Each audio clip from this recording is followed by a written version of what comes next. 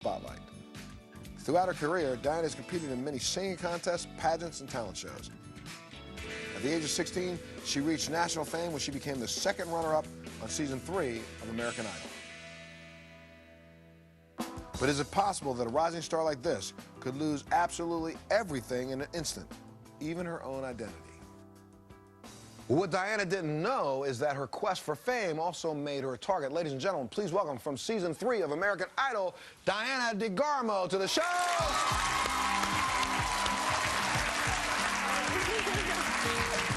What's up, girl? Oh, what? Good to see you. Absolutely. Congratulations on all your success. Thank you. You're rocking, doing really a good job, are you not?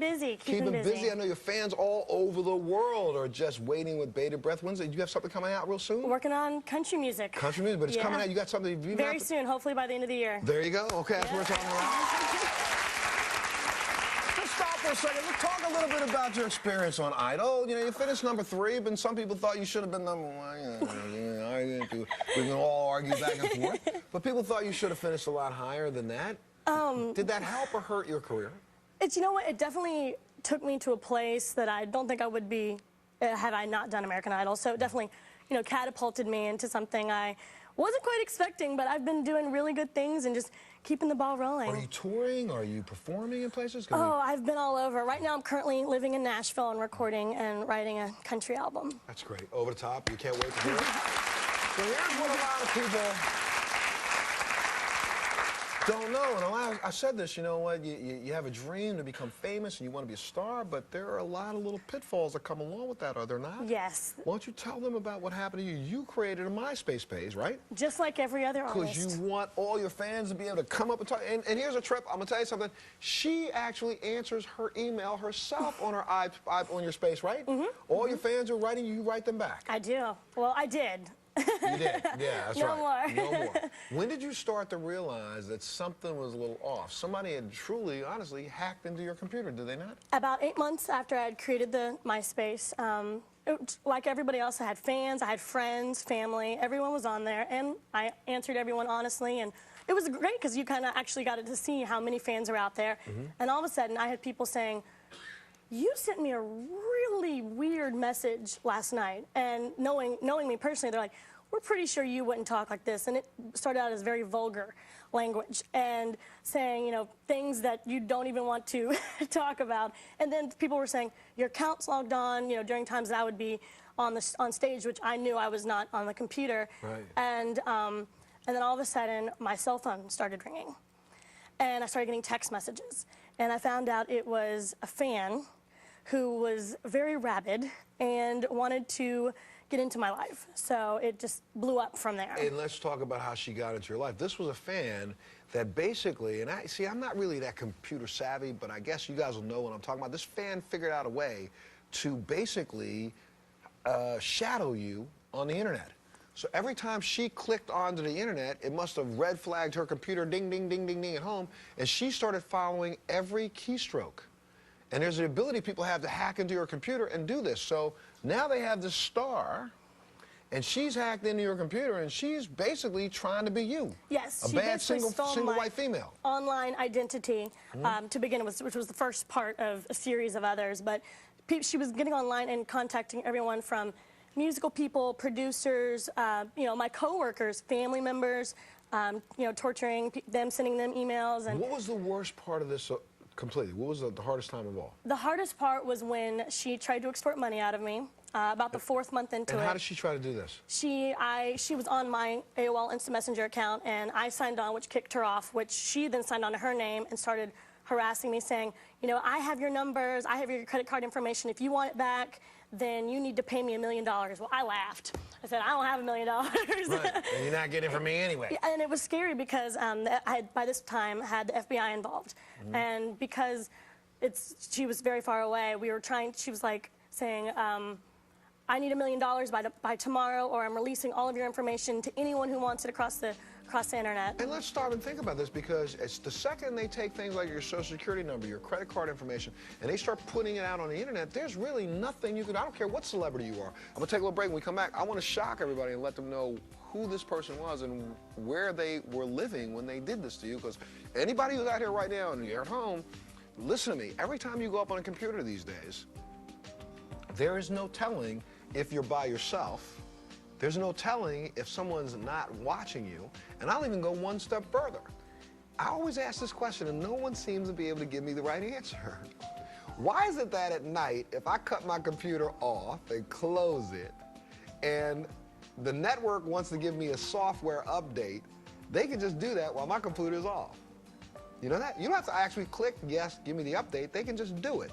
So if they can cut my computer on while I'm asleep and put information in it, why can't they cut my computer on while I'm asleep and cut on that little camera in the top of my computer, facing my bed, facing my house? No more cameras on my computer. No more cameras. I'm gonna tell you right now. There's We'll a take a piece break. of paper on Let me them. tell you. I'll take a break. We'll be back right after this. Think about it.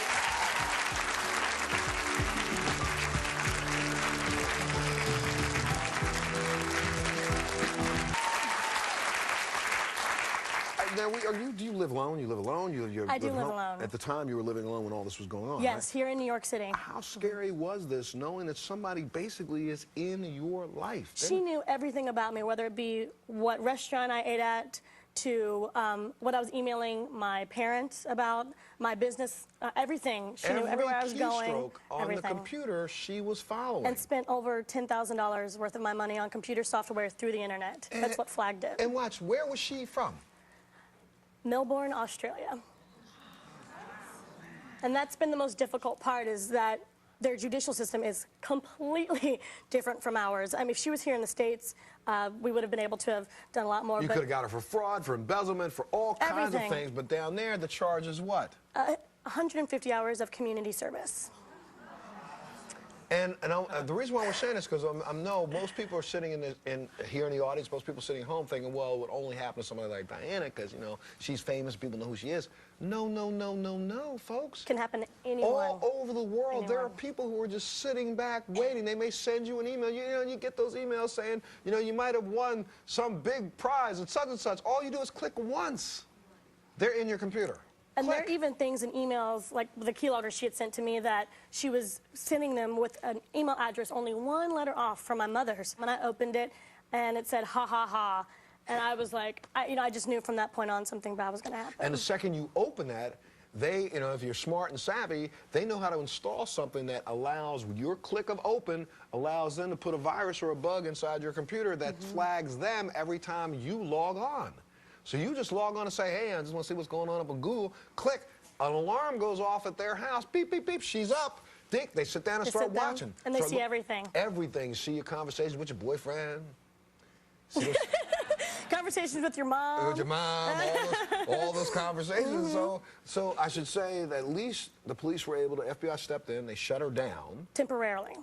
What do you mean temporarily? As of about 2 months ago, when her probation ended, she has now started back up, and she's warning me, saying, you give me one reason and I will use everything all over again. I mean, I've changed credit cards so many times that my bank said, you have to just hold on to this card. And I said, but she's using it. And it's been an uphill battle all the time. And so many people just don't realize how unsafe they are online. Your computer leaves like breadcrumbs everywhere you go.